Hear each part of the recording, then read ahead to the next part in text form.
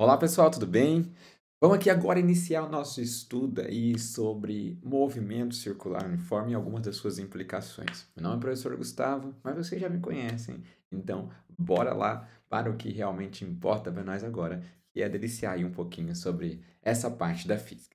Boas? Vamos começar com uma série de definições e algumas demonstrações de equações que podem parecer bastante complexas a princípio, mas o que realmente nos interessa e como a gente vai utilizar isso é muito tranquilo, que é a segunda parte do nosso vídeo de hoje, beleza? Então, vou pedir para vocês terem paciência logo no início, tá bom? A gente vai definir algumas coisas, né?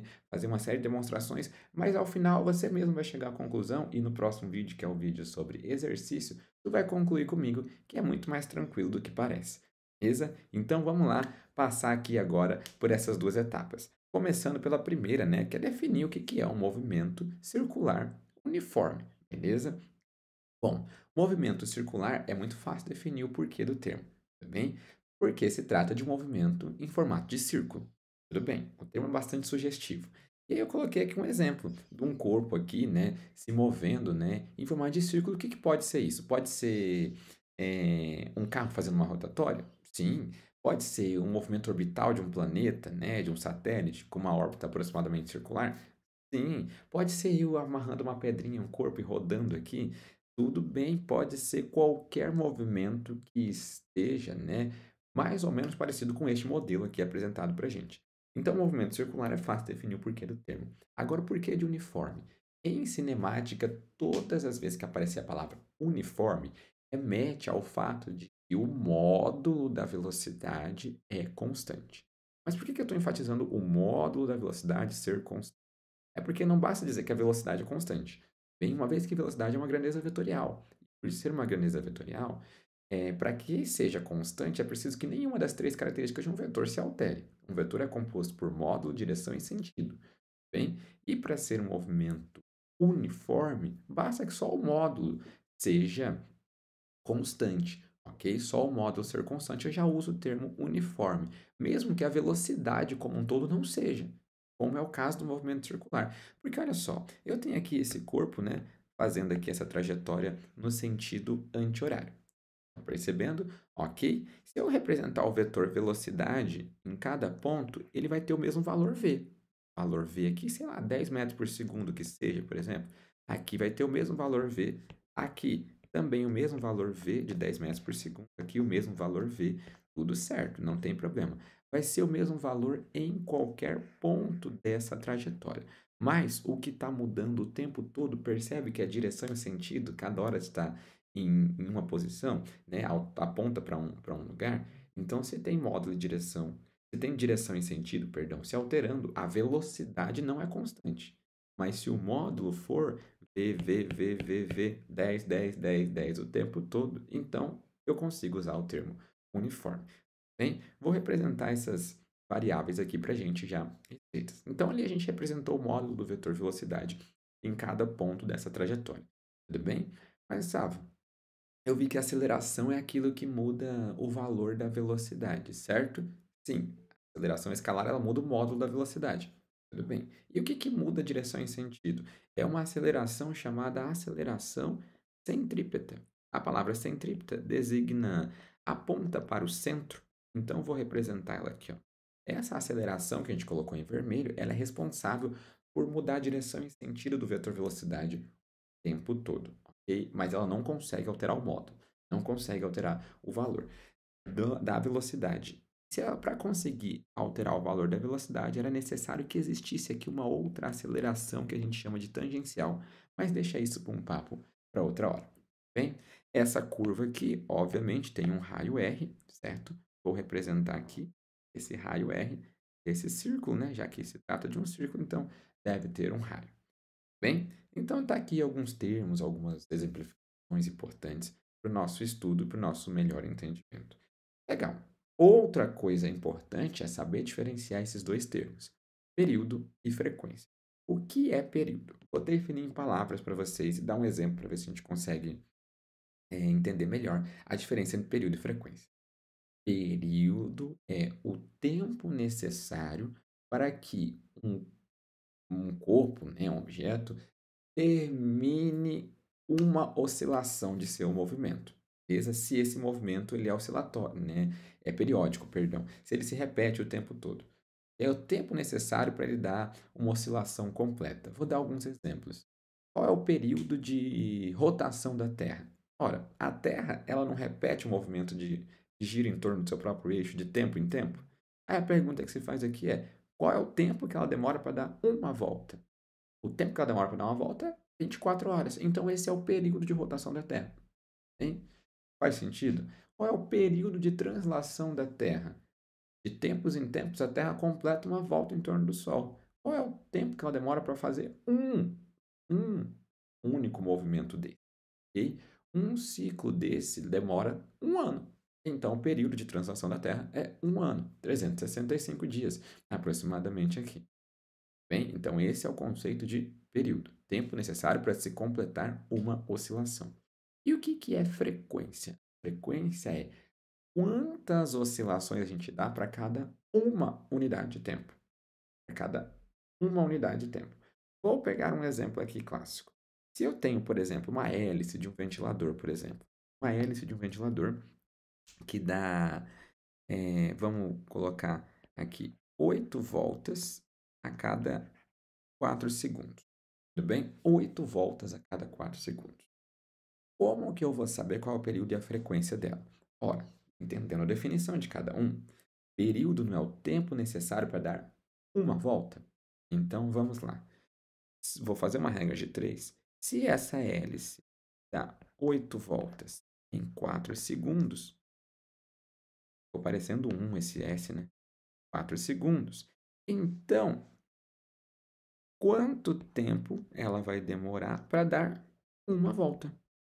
Esse é o conceito de período, tudo bem?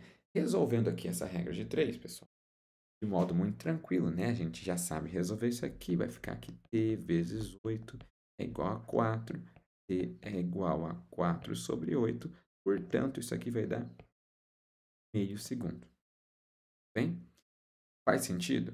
A hélice desse ventilador dá uma volta em meio segundo. Em um segundo completo, ela dá 2 voltas.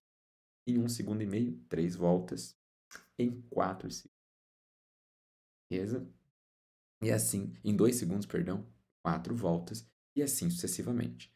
Ok? Então, é o tempo que ela demora para dar uma volta. E qual era o conceito de frequência mesmo? Vou só destacar aqui que é o nosso exemplo. O conceito de frequência é quantas voltas ela dá para cada uma unidade de tempo. A unidade de tempo que a gente está tratando aqui é os segundos. Então, vamos lá. Ela vai fazer o seguinte, ó. Se ela dá 8 voltas para cada 4 segundos, então, em 1 segundo, ele vai dar quantas voltas? Isso a gente chama de frequência. Resolvendo essa regra de 3, ficando cruzado aqui, a gente vai chegar à conclusão que isso vai dar 8 sobre 4, que é a mesma coisa que 2 voltas por segundo. Voltas por segundo recebeu um apelido. O nome dessa grandeza é Hertz. Onde você vê Hertz significa voltas, oscilações, repetições por segundo. Tudo bem? Hertz é só por segundo. Se for por minuto, por hora, não é Hertz. Tá? São outras unidades de frequência também. Tudo bem? Reparou uma coisinha importante aqui? Olha só. O período é meio, 1 sobre 2. E a frequência é 2 sobre 1. Tudo bem? 2 sobre 1. Essa relação não é coincidência. Ela é válida para a gente. Eu vou concluir aqui com vocês. Olha só. O período, ele tem essa relação de ser o inverso da frequência, sim. Beleza? De ser o inverso da frequência. Obviamente, também a frequência é também o inverso do período. Então, se você tem o valor de um dos dois, você acaba por ter o outro por consequência. De boas? Olha só. Se eu descobrir só que a frequência é 2 segundos, automaticamente já sei que o período é 1 sobre 2. Beleza? Se por acaso eu chegasse à conclusão de que o período é 3 quartos de segundo, então essa frequência seria o quê? 4 terços Hz. Um pouco na frente aqui. Tranquilinhos, é só uma conclusão bastante fácil de se ver aqui, observando as situações. Deixa eu tirar aqui, conseguir ser mais tranquilo depois. Tudo bem? Tranquilinhos? Então, com base nisso, agora vamos ao final aqui, né, da primeira parte mais complexa que eu havia dito para vocês, e aí depois a gente vem para a parte fácil, tudo bem? Vai ficar mais fácil no próximo vídeo, que são os exercícios, beleza? Aqui é só para a gente chegar à conclusão, né? Você não vai precisar fazer essa demonstração o tempo todo, então pode ficar de boa quanto a isso, beleza? Então vamos lá. O que é velocidade linear e velocidade angular? Essa diferença a gente precisa ter, bem? Velocidade linear, para a tua sorte, é aquela velocidade que você já conhece desde sempre, desde o nono ano. A famosa distância pelo tempo, ΔS sobre ΔT, bem? Sendo que distância a gente mede em metros, tá? E tempo a gente mede em segundos no sistema internacional. Então, obviamente, a unidade de medida para essa velocidade é metros por segundo, é aquela que você já conhece o tempo todo. Então, voltando aqui ao nosso exemplo inicial, tranquilos? Para esse corpo sair desta posição, dar uma volta completa e chegar de novo aqui, ó, nesta posição de início, qual foi a distância que ele andou? A distância que ele percorreu é o tamanho da circunferência. Esse é o ΔS. Bem, então, vou substituir aqui, ó, para ele completar uma volta, essa velocidade aqui vai ser 2πr, e você já viu isso lá da matemática, né? Como é que calcula o tamanho, metros aí, de uma circunferência. Em quanto tempo ele fez isso? Ora, ele não deu uma volta completa, terminou uma oscilação? Então, tempo necessário para dar uma oscilação completa, a gente chama isso de período. Bem, período. Então, 2πr sobre t. Só que a gente viu agora há pouco que dividir pelo período, uma vez que período é o inverso da frequência e vice-versa, dividir pelo período é a mesma coisa que multiplicar pela frequência. Então, a gente vai apresentar a velocidade linear, no caso do movimento circular, nesse formato aqui, no final, tudo bem? Mas perceba que isso vem de um ΔS sobre ΔT. Ok. Agora a gente tem aqui a outra grandeza, chamada de velocidade angular. O que é a velocidade angular? É o quanto de ângulo um corpo que está girando percorre para cada instante de tempo. Bem, quanto de ângulo. Como assim, Gustavo? Vou voltar de novo aqui a esse exemplo. Vamos supor que esse corpo estivesse, a princípio, nessa posição aqui, certo? Aí, daqui um certo tempo, ele vai para cá, nessa posição. Bem, qual foi o ângulo aqui, ó, esse delta θ, que ele percorreu após esse tempo? Bem, vamos supor que ele anda 30 graus a cada segundo. Então, se ele anda 30 graus a cada 1 segundo, essa é a velocidade angular dele. Dá para eu saber quanto tempo ele demora para dar essa volta, tudo bem? 30 graus, demora 1 segundo. Daqui mais 1 segundo, 60 graus. Daqui mais um segundo, então no terceiro segundo, né? Já foi 90 graus. E assim você vai fazendo até ele completar 360. Bem, mas a única coisa que talvez seja um pouco difícil aqui de lembrar é que a velocidade angular, né, a gente acabou de definir, que é a variação de ângulo, né, o quanto de ângulo ele percorre num certo tempo. A questão pode se tornar um pouco mais complexa, a gente não vai medir essa angulação em graus, bom, que é a unidade de medida para ângulo mais comum. A gente vai medir isso aqui em radianos. Vou colocar aqui, ó, rad, e tempo continua sendo segundos. Então, radianos por segundo. E para não ficar velocidade aqui V e V que já tinha antes, a gente passou a chamar esse cara aqui por outra letra, por outra denominação, que é um ômega. Uma letrinha grega aqui. Se assemelha muito com um W, tá bom? Pode fazer um W aqui.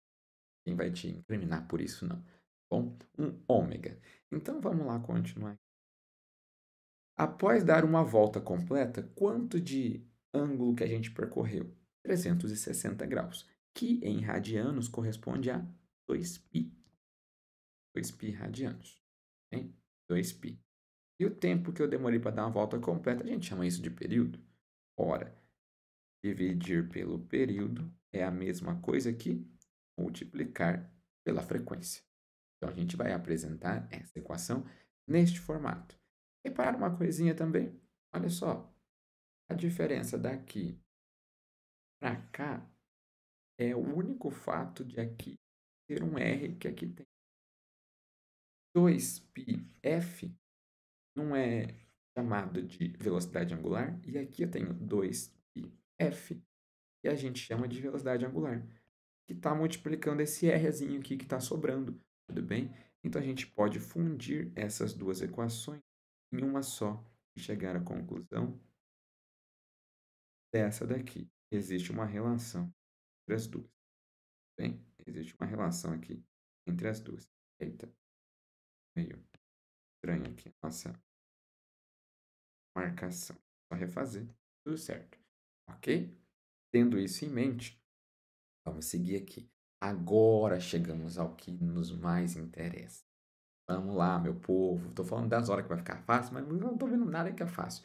Então, definido, você já tá com a linguagem um pouco mais entendida aí, vamos aqui para o que a gente vai realmente utilizar. O que a gente vai realmente utilizar é isso aqui. Transmissão de MCU. A gente conseguir pegar um movimento circular de um lugar e transmitir para outro. O que a gente faz na bicicleta, por exemplo? Você não promove o giro em um eixo e esse eixo gira uma roda que está em outro lugar? Você não está girando a roda diretamente com os seus pés quando você pedala. Você está girando uma outra coisa, uma catraca ali da frente. Essa catraca consegue jogar esse movimento para outro lugar. Você está transmitindo um movimento circular uniforme. Isso se dá de algumas formas. Bem, a primeira delas aqui a gente vai dividir em dois formatos. O primeiro formato, na verdade, dois casos que para nós dá para simplificar em um só. Tudo bem? Eu vou dividir o movimento circular, a transmissão dele, em dois casos. Caso 1 e caso 2. Beleza? No caso 1, a gente tem duas situações que matematicamente elas são equivalentes para a gente. Por isso que eu vou tratar como uma só. Beleza? Muito embora fisicamente existam diferenças ali, matematicamente não há diferenças significativas. Então, se tiver duas polias, duas engrenagens, duas catracas, como queira chamar, ou a depender da peça que tiver acoplada uma à outra, se elas estiverem acopladas em contato direto, igual engrenagens de relógio, certo? Ou estiverem acopladas aqui, ligadas por corrente, como é o caso da bicicleta, por exemplo, o que a gente conclui é uma coisa bastante tranquila. A conclusão é a seguinte: a velocidade linear da catraca A tem que ser igual à velocidade linear da catraca B. Por quê?